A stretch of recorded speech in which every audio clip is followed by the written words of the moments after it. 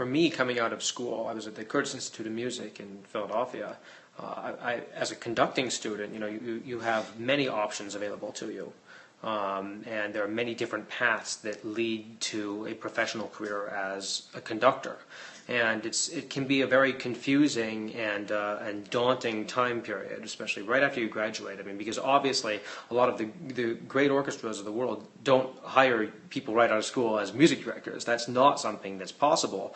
And so you have to kind of plan what your strategy is going to be and find the places that allow you to develop in the best way possible. And honestly, of all the options that could have possibly presented themselves, New World was ideal, because as a young conductor coming here to an organization that is so exciting and is so forward-thinking, and the musicians are so excited to play music, and also just so open to trying things and giving another young musician a chance to explore, is probably the best thing you could possibly have in this profession. And not only that, but the organization was very generous with the amount of time that I had to actually get up there and do my craft. And that is a premium, actual what we call podium time, actually getting in front of an orchestra and conducting. That is a very, very valuable and rare thing, especially as a young conductor. And they were so generous, not only when I was alone, just working with the orchestra really independently, but also when there were some wonderful conducting mentors and teachers like MTT, of course, and some of the other great guest conductors that we had over the years. And so thinking back on it now that I've graduated, this was the ideal place, because sure, there was a lot of pressure. There was a lot of pressure to do really well, and your colleagues are at such a high level. You want to do your absolute best for them. But it's also safe because you know how supportive they are. And the audience here also has that same kind of warmth and support. And after 3 years, I felt that there was a bond. Even as the conducting fellow, I felt like there was a special relationship I'd been able to develop with the great regular audience that we get here at New World. So pretty much the best possible experience I could have had at that time in my life. As a conductor, so much of what you do is actually non-musical. Of course, you spend so much time studying and thinking about music and trying to understand what is this music about, what is it trying to say, and how can you make that happen in the best way possible. But that's all the artistic musical stuff, and there's a lot of things about the art of conducting and just being a conductor that you can't learn just from staring at a score, even for hours and hours on end. And it's dangerous because the professional world is intense and it's very, very fast. And to learn the skills of, say, rehearsing and interacting with people and knowing how to get what you want out of the music in the most efficient and direct way possible, that people can really communicate and understand you, and just knowing how just to deal with people. That's a lot of what conducting is. Many people say it's several parts psychology and several parts music too.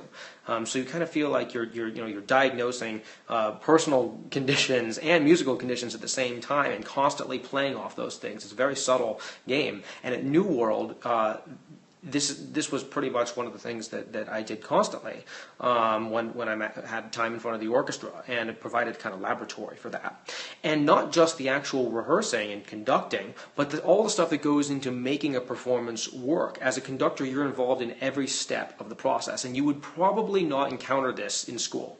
In school, you're not going to have the experience programming, thinking about just what is the budget for this concert? How many extra piccolos can I get for this piece? Is it going to be appropriate? If I'm doing a kids concert, what is the theme going to be? How am I going to tie it together? And what am I going to say? And how am I going to make a comprehensive program of sometimes talking and music? And these are the kind of things that in school you're not necessarily doing, and in the professional world it goes by so fast. You need a place, I think, like this where you can develop your creative ideas and hone those skills. And that's the kind of thing I think I spent a lot of time doing, and it's very fortunate for that. It's so nice to be back in Miami.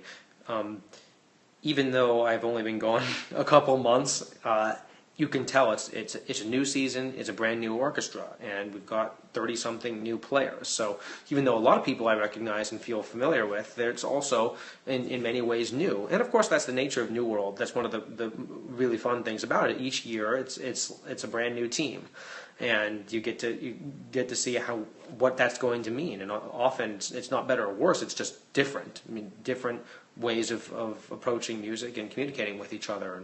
And, it's been so fun just to be back here, because it was almost like I had to leave to realize just how much I loved it. Because when I was here, I was so busy and constantly just doing things. I never got a chance to take a step back and say, whoa, it's really cool to be a part of this organization. And of course, with the building, I mean, this is just the best place to come in to work. You feel great walking in here. Also, it's just fun to work with musicians this age, people that are just so excited, and their eyes are open, and they're willing to try anything. And I feel like the possibilities and the potential is just so vast, and kind of is a nice reminder. It's a good affirmation. So, and of course, I actually miss Miami. I love Miami, so it's great to be back. Well, I've been very lucky that the position that I had at New World as conducting fellow was very public. It was very visible. And, I mean, there were a lot of concerts that I conducted throughout the year. I don't know how many, but well over 20 each season, which is amazing. And also, the New World Symphony has a close-knit audience. Also has people coming in every concert that are just visiting Miami. They've probably maybe never heard of New World Symphony before, weren't even aware that it was there, and see this incredible place and have to stop by. But there's also a tight-knit group of people that have been coming loyally for a long time. And because of the number of times I was conducting, I got to know this group of people. And I mean, it was really so a special experience to see the same people at all your concerts, and even have them come, especially for the kids concert series that I developed here. The people coming specifically because they want to find out what's next. And it means then that I could think about the programming the kids concerts in a kind of series. I could think about what information should come next, like a next episode almost. And there were people, they've heard now I think 8 or 9 different kids concerts or something like that, and they've probably covered a lot of the bases of orchestral music, of classical music, and what music is about is something I tried to develop in those kids concerts. And it's been very flattering for me. I've just enjoyed getting to know the people who care so much about the music, and they've been very, very supportive. So I couldn't have asked for a better group of audience members. After I left New World, I actually spent a good amount of time on tour with my trio that I have, because I still play piano and clarinet really frequently, and I love doing that. In fact, one of the things I like most about being in music is the diversity of the career that I've been lucky to have. And certainly conducting seems to be a kind of fulcrum for the other activities that I have, and a kind of like binding point, but I love playing, and I love composing, and just coming up with ideas also, and working that into the different things I do. So I have a trio, and we've been pretty active, and have a whole bunch of things planned. In fact, we have a grant from the Knight Foundation that involves a lot of touring. But I also I'm starting a new position as the resident conductor of the World Symphony Orchestra, which is an orchestra in Budapest. And so pretty much next week I'll be going to Budapest, I guess, for the second time now since I did my trial week over there. And this is something that's really exciting to me, because Europe is just a totally different world. And I've loved all the work that I've been doing in the U.S., but it's so rare that as a young American, especially conductor, you'll have a chance to break into the European mold and their way of doing things, and actually start working there and experiencing this. And so I had to jump at that opportunity. But also I'll be back in the U.S. probably it's looking like somewhere between 7 to 10 times this season for guest conducting, which is starting to pick up, and also other times I'm playing concerts. The very first orchestral concert that I saw was actually a performance with Michael Tilson Thomas and the San Francisco Symphony, because I'm from San Francisco. I saw this when I was 9 years old, and pretty much right at the end of that concert, I decided I wanted to be a conductor. It seems kind of crazy now that I think back, and this is actually what I'm doing, and it's just so awesome that it's worked out that way. But thinking back on it, it is particularly crazy because the path is really challenging. Unlike many of the other ways of becoming a professional musician, for instance, playing in the orchestra, or even as say a chamber musician, or being involved in some sort of organization, there's kind of a clear path of how you might do that, or at least some strategies that you can take. But the conducting world, everybody does it their own way. Everybody has to find a way of getting into this profession. And I mean, one of the things I think you have to ask yourself when you first are interested in conducting is why. Because there are many what I call musical escapists that, playing an instrument is really hard. And it's scary. You're putting yourself in front of a lot of people, including your colleagues, when you're playing in an orchestra or even a solo recital. And the pressure is immense.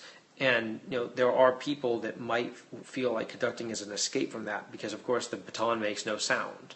And I've always tried to make sure that the reasons that I want to be a conductor are what I feel are the right ones. And I think it's really important if you want to conduct that it's not something that is a diversion maybe, or not something that somehow fills some sort of maybe an excuse, or it's that I think the reason for me that I want to be a conductor is that you work with people and you have the chance to inspire people on stage and the people in the audience, and you're the conduit. You're the one connecting everything all together, and that chance is I think so special, and that's what I want to be a part of. And I think if you're a young person wanting to conduct, you have to ask yourself, what is it that's driving you to do that? And then what I say is find as many opportunities to actually get in front of people as possible and wave the baton, because those are, as I said, so rare. They're such a premium. So use the goodwill of your colleagues. People will help you, and get out there and actually conduct, because that's the best teacher. The best teacher's experience in this case, because it's something you can do so little of the time. So the more you do it, the more natural it becomes. And then, just be as curious as possible, because so much of conducting is not about what you do with your arm and baton. It's about, what you know and how you approach people and what you think about music and what your ideas are. And having conceptions of music and conceptions of pieces is probably one of the most important things, the core of what it means to conduct. Because there have been conductors with some pretty weird-looking stick techniques, baton techniques, but because of their kind of like the fire, the musical and passion and like deep understanding of music, they get across exactly what they're trying to communicate, and that just means being open, keeping your ears open, being a curious, searching artist.